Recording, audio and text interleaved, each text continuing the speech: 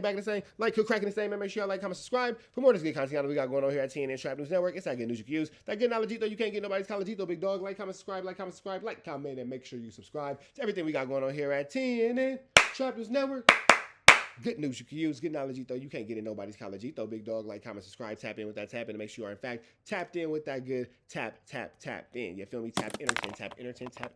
Make sure you get into that if you ain't got into that. We finna jump into this good comment, Tatiana, but before we do, Man at the Garden, please don't touch my, I got a body on it. Fairy Tales and Boogeyman. Out now.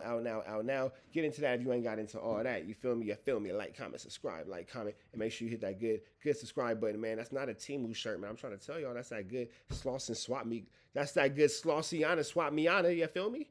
The good Slossiana Swap Me Out, you feel me?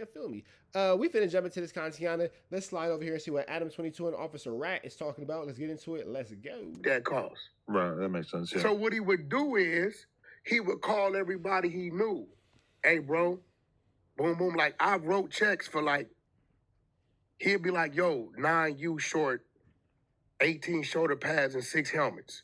How much that cost? $2,500. I write the check to Crenshaw Coats, 9U, whatever, right? So the big U I know when it comes to kids has always been like, he was on a mission to get a count to how many kids, like, he could get going to college and shit like that, right? So if I had asked you a month ago, or a couple months ago, what percentage of money that is being donated to Big U and his charity is actually being spent on charitable stuff? I would have thought 100%. You would have thought 100%. Wow, okay. Because now that's not what you've been saying, and Adam's like, now you're backtracking. Outside of the football shit, right? Let me tell you what else he does. The kids, you got a kid. I seen this because it's like a continuation school down there or something. I think it's a place where they got the Nipesy basketball court. Okay. I went down there before with him. It's definitely an elementary school, or what are you talking about? To talk to the kids. There's one kid, he like, yo, man, why you keep fighting? We got you in the continue, why you keep fighting? He like, man, they be talking about my clothes and talking about my shoes, right? And now you're giving us this heartfelt story that doesn't really make sense. When we left, he said, man, I feel him because, you know, I always had big feet, so I couldn't really get all the different shoes everybody had. So I would see him go in his pocket. Because I remember one day we went to, like, Men's Land in the Slauson, in the Fox Hills Mall. And we went in there, and the shoes, he said, what kind of shoes you want?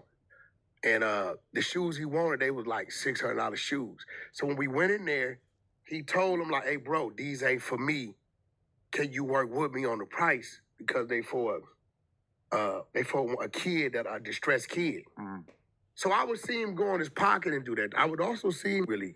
Considered him a philanthropist and overall like a guy who was brought a bet everything on worth that none of that's going. So you're saying you considered him a philanthropist and overall like a guy who was giving, but also not a great businessman and definitely not a master criminal. Because you were just calling him a snitch. You were just saying that you were happy that he unalived that kid. You were just saying all kind of stuff. What the hell is going on? Am I tripping? Is somebody messing with the simulation? Am I tripping? Okay. Because when you look at so much of this stuff, it's like if you want a distressed kid with his pair of $600 shoes, barnacles, that's full wardrobe, but whatever. To embezzle funds from the government under the guise of COVID relief or whatever, I assume there's a way to do it that would not put such heat on you. Well, this is the thing. I met Big U in 2004. So this is the Big U that went to prison, really embraced Islam, and he had already, from my understanding, created developing options from prison. Okay. You get what I'm saying? His son that played for the Chargers, he was made in prison on a family visit. You get what I'm saying? So the Big U we met, he came trying to understand and figure out some business. Right. We didn't meet a Big U gang banging. You know, and that was one of the first riffs at the table. He went on somebody's platform.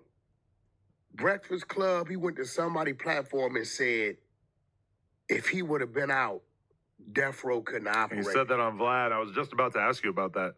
That was one of my phone lit up WACK, what's up with this? He What's said up if with he what? was free, there wouldn't have been no death row, which is kind of a wild statement Crazy. because how would he, no matter how powerful he was, how would he have been able to stop Suge Knight, who operates on completely different politics, from signing artists? Now, he did sign a bunch of Crips and whatnot. You're not hearing me. Listen to me.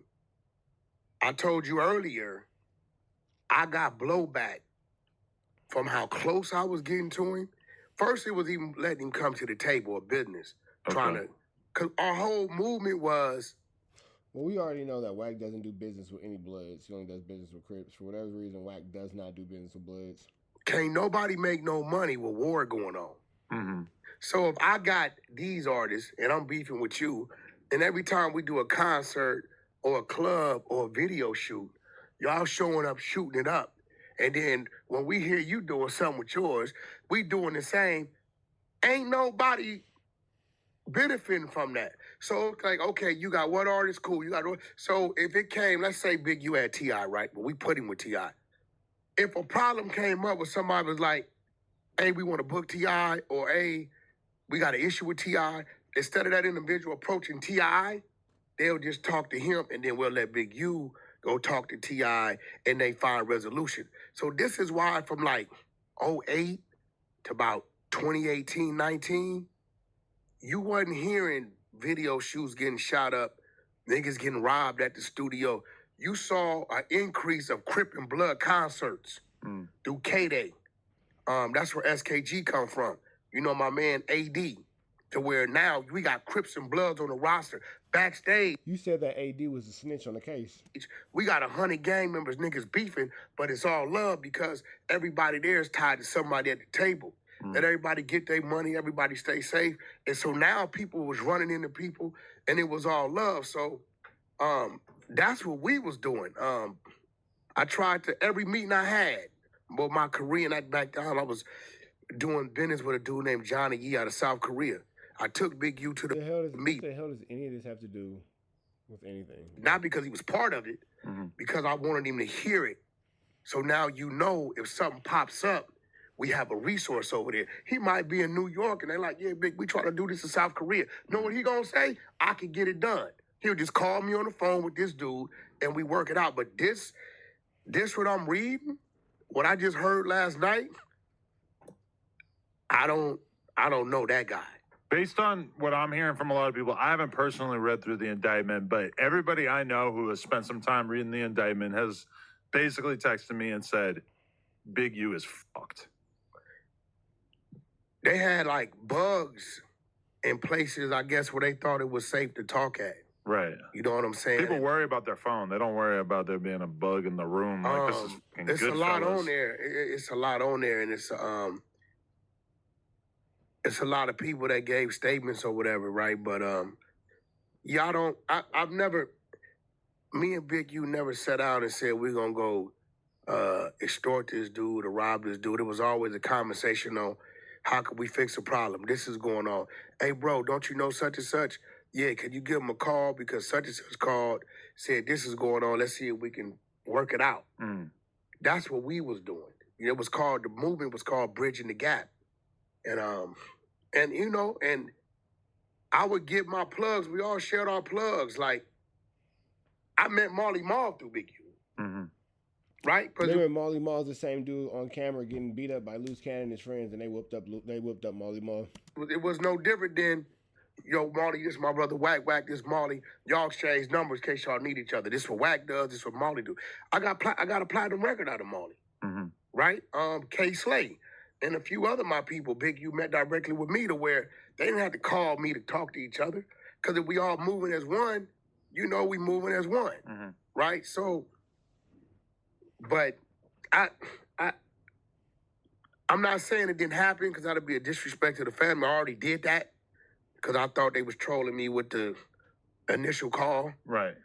You know what I'm saying? Because there's no way if I knew they was real, I would have did that. I just thought they was boo. So now you trying to troll and act like you ain't committed crime as the form of obstruction of justice. Got it. You're trying to remove yourself from the situation. Well, I didn't know if it was going to be real. I was trolling and blah, blah, blah. Ignorance of the law does not make you exempt. Ignorance of the law does not make you exempt from the law. You feel me? So if you unknowingly break a law, guess what? You're gonna knowingly do that time for it. Got a sister that, especially in a federal indictment. But how can a man like WACK 100, who's such as high-ranking Paru, who has all this street credibility, who's done all these things, how could you not know something as simple as warning somebody that they're facing a federal indictment is not aiding and abetting and obstruction of justice? How would you not know that? Because you're like this super duper banged out gang member. don't know the year her brother was killed.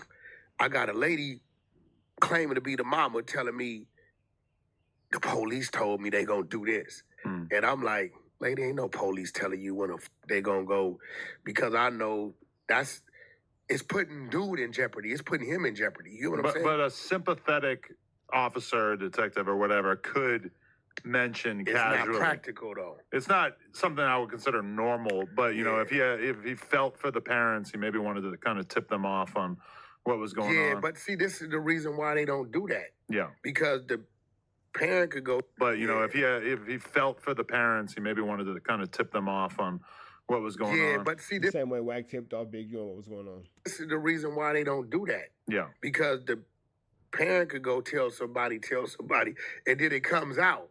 Or they may have the mindset, we want to kill this dude ourselves. But the feds were probably at least a little bit annoyed because the RICO seemed like it was maybe a little bit rushed. Like because people like Rat Run Hunter are talking too much and getting people, you know, heads up and tips and aiding and abetting to the escape and the, you know, of a fugitive. Pretty much. Probably would have appreciated a little bit more time to get this together, but instead it's all being talked about on podcasts and shit so much that they probably felt like they had to kind of rush in. But here goes the thing, like, we didn't believe what they was talking about was real. Right. You telling me? Yeah, right, though. You and fucking 600 you sat across from me and told me straight up that this was going to happen, and then it happened, and 600 was even earlier on making Instagram videos about it. We running our narrative off of the record. We just pressing play. All right, Adam, now you standing on business. Okay, now we're cooking with peanut oil.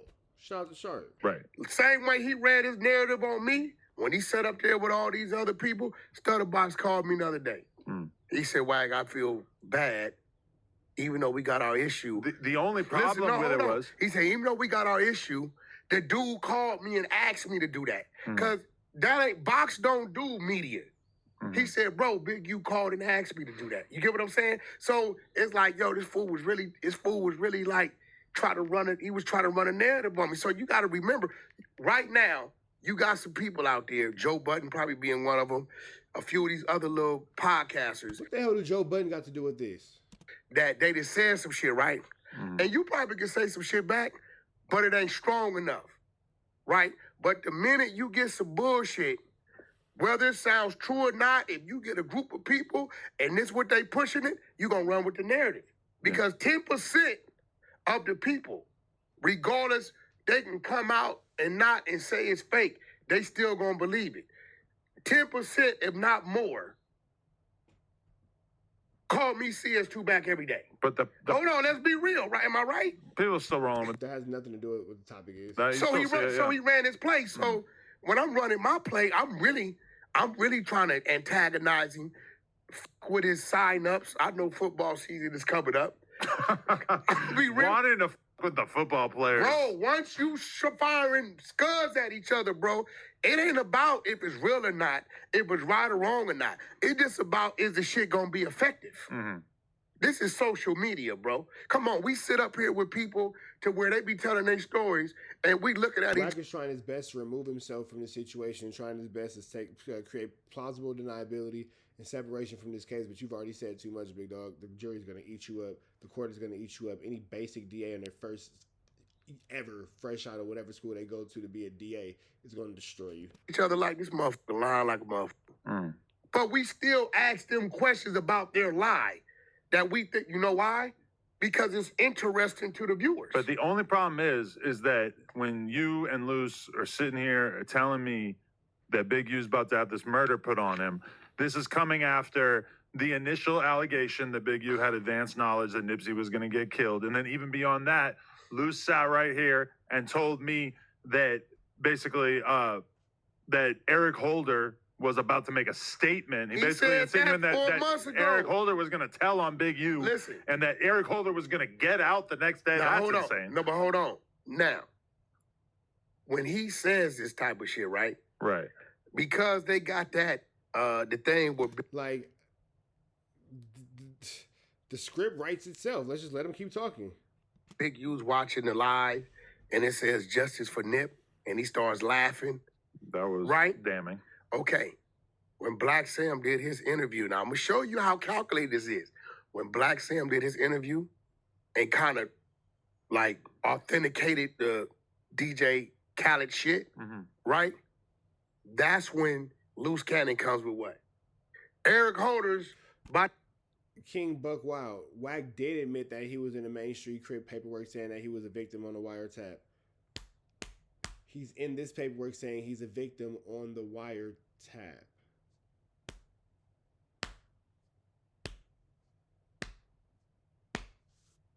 I to tell on Big U. I think he said that before the Big Sam interview, right? No, that nigga said that shit. That's when Loose Cannon comes with what?